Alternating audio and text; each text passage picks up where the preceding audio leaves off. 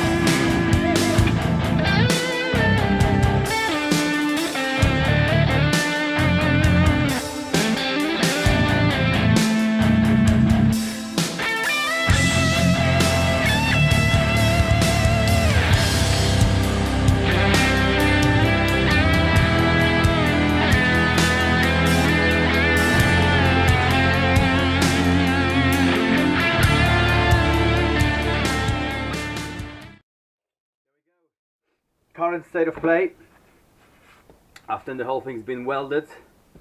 As I said, chamfer edge, seam welded on the side, and then grinded from each side to create a, well, more or less a 90 degrees angle. So I'm hoping everything is square. It's all level, didn't distort, so I was welding that in sections. Pretty happy with that actually. Of the first pass, obviously there are imperfections and slightly pinholes everywhere, but I'm not gonna bother with that, rewelding that, you know, and grind it off and all that shit.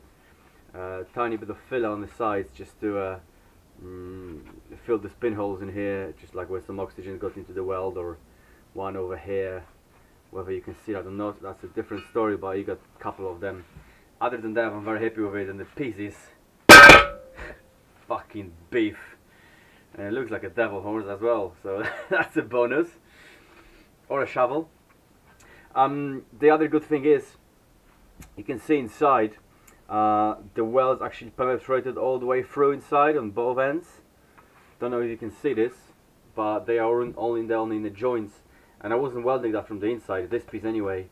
This piece got some tack welds on it, but that's all through the penetration of the unit, so that means it's going to be strong, really strong. As I can see, deep inside is all the way like this on the seam, on the edge when the two pieces connected. It's a bit of weld come through, which means the penetration is more than enough, and that is one piece, one solid piece.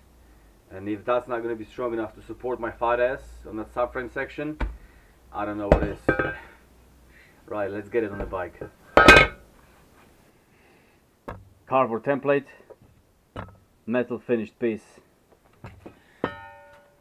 Pretty close. Oh, this way. Pretty close. Obviously, the slight thickness issue and stuff, because that's thicker than this. But this is, there you go. That's how you progress. You start with this. That's actually quite solid on its own, even though it's just made from cardboard. And then you create a spaceship from a 2mm steel. Lovely. Very happy with this again. Let's install that devil instrument on my motorcycle. So that's the current state of play. Bolted on, and it bangs on back here. And looking at it, it's near enough perfect. Probably to grind this back piece here slightly because there's too much gap. I made it big on purpose, just so I can grind it off, or slightly bend it to place so I can have more area for welding. And on the back,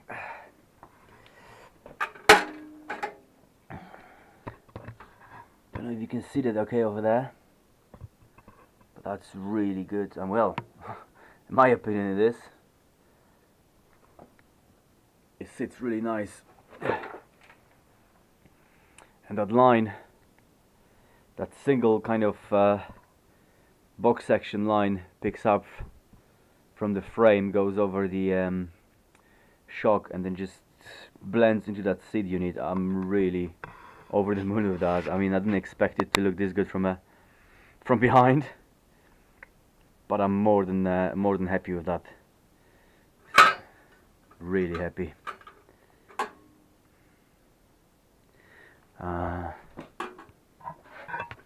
Yeah.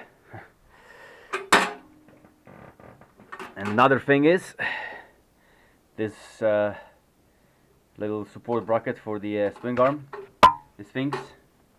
That's what I was going for when I was measuring the angle, and the angle between this and the brace, the bracket for the support, it is near enough the same. I was doing some measuring, and it really picks it up. So there's no coincidence this unit goes on this angle. I didn't want to get it any further or any closer. I want it just like this, so it picks up the line from the bike. It's all making sense now. It's all making sense.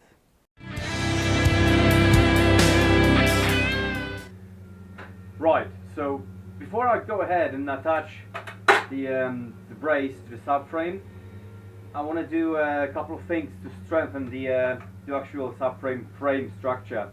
So I want to weld the brace like an L-shaped bracket brace from the same 3mm steel to the front of it, because at the moment it's just connected in two bolts and the front is still flexing because they are two separate pieces. And I want to weld another brace inside the bracket, the frame, right on top of the under tray, when the actual bracket, the brace meets the frame. Because yes, the main structure will be on the brace, on the rails, on these pieces, but I want to seam weld it all the way along the bottom edge as well, inside and outside. And for that reason, I would like to weld it to something thicker than just 1.5mm of the under tray, because that's the thickness of the material I use for that tray. So I want to use another 3mm piece. I've got some offcuts over there, so I can just cut a rectangular bracket and weld it all over here. So it gives me not only rigidity to the actual tail section, but extra support for that brace, for that bracket. And that also means if I weld along the edge over here, I won't risk in blowing any holes through thin sheet metal, because the brace is 2mm thick and that's only 1.5, so it proof extra more beef, more power through the welder to penetrate it completely. So I'm going to do some measuring, cut some steel, and we take it from there. Here we are, some cutting and measuring later. I've got the 3mm piece of steel that will go directly down there. You see I move it where the brace comes, so it's going to be sitting more or less here, right on the bottom of it. And I've got the L-shape 90 degrees bracket as well, cut and grind it to shape so I can stack it over here. And I'm going to weld it along this side and the top, probably inside and outside if I can. And that'll give me brace from 2 points on this platform and one over here, so that will become, the whole piece will become one piece. There'll be no more flex in here, and it gives me more than enough room to get to the bolts when I need to. I cut it slightly, as you can see from here, slightly shorter on one end on the other end, so I can run nice weld seam over here, and then if needs to be I can grind it off or not, but that will give me enough material to purchase that nicely. Same over here, I probably need to grind this tack welds over here. That's why I didn't weld it all the way through, just a few tack welds. I'm grinding these off so that sits nice and flush when it needs to be, and I weld it all the way here, and probably a couple of small seam welds on each side. I don't want to go crazy on this, but that should give me more than enough support for that brace coming over there, so be confident that's going to be supported enough. Cool, let's do this.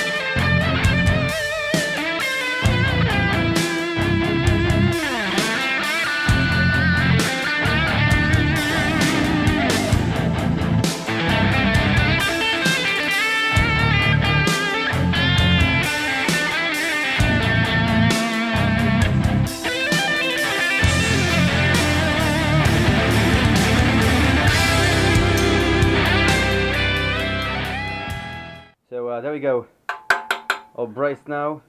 A little bit of polishing that, and I got a couple of section welds in here. It's more than strong enough, it's all one piece, and I can get rid of these braces now. I don't need it here anymore.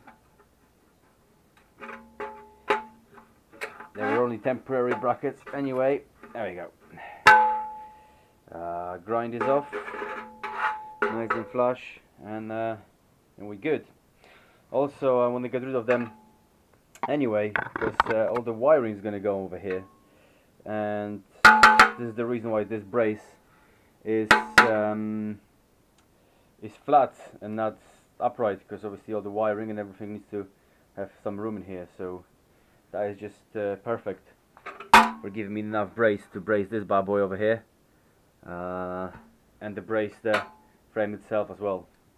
All just working right, just perfect. I think I'm going to take it off and put a couple of welds underneath there just to make it super strong.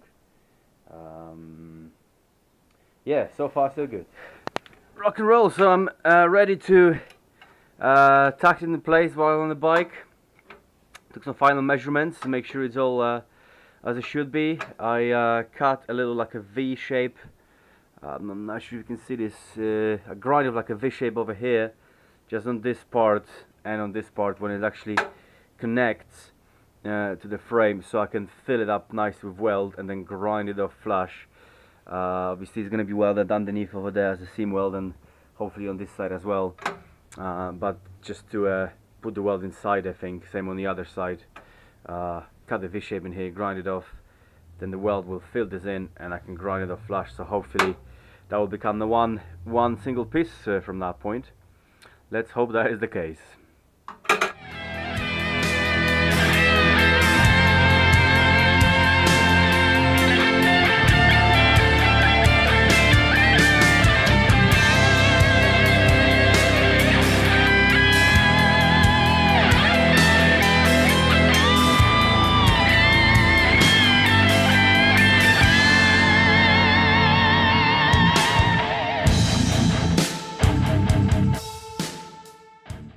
Right, first tack welds in place.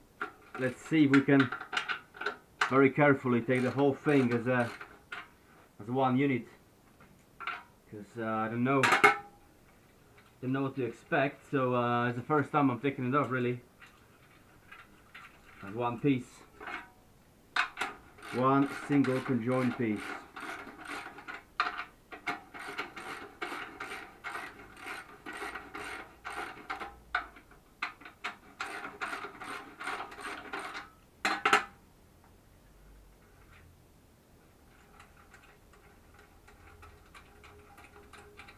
I don't know what's the best way of doing it, which bolts go first. There's all joints, so let's see what happens.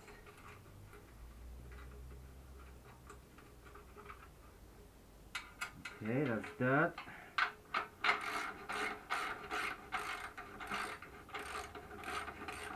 Wish me luck.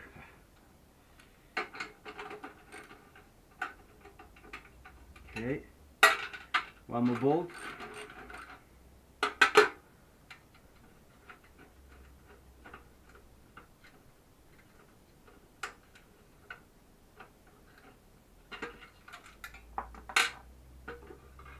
And it's off.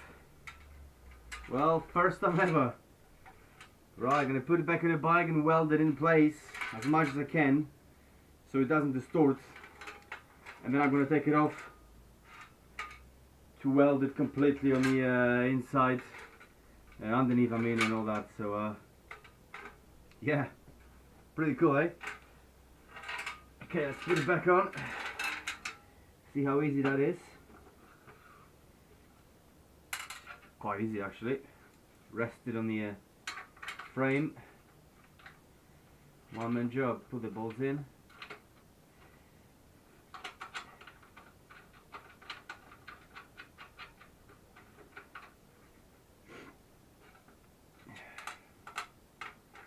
And then the rest the other two.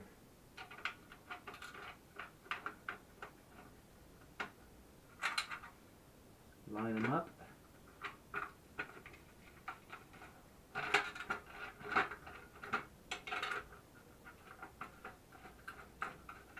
And voila! One tail piece, seat section, nearly there.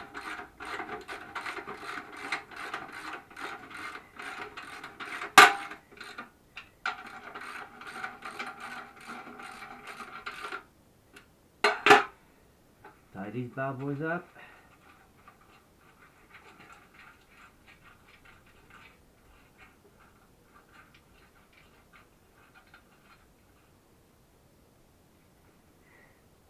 Job's a good one. It's already solid. Fucking epic.